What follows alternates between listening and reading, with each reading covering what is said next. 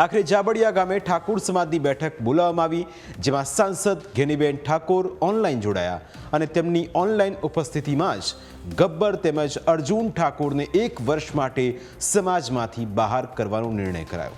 બંનેને સમાજ દંડ પણ ફટકારશે. સમાજના આગેવાનોએ તેમના ફોલોઅર્સને પણ વિનંતી કરી છે કે તેઓ પોતાના એકાઉન્ટમાંથી તેઓને અનફોલો કરી દે.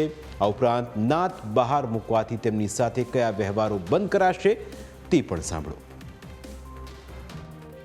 સમાજ તેમને 1 વર્ષ માટે જ્ઞાતિ બહાર એટલે કે નાત બહાર મૂકવાનો નિર્ણય કરે છે.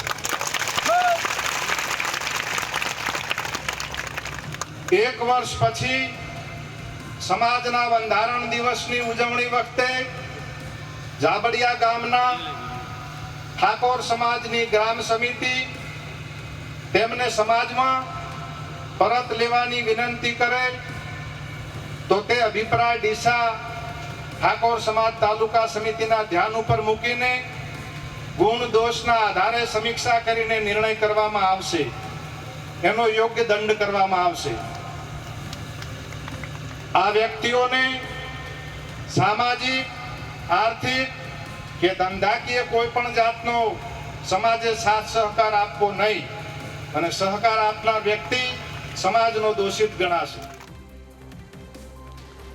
સાંસદ ઘેનીબેન ઠાકોર હાજર નહોતા રહ્યા, પરંતુ તેમણે ઓનલાઈન સંબોધન કરીને ઠાકોર સમાજના આગેવાનોએ જે નિર્ણય કરશે તેમાં ટેકો આપવાની વાત કરી હતી.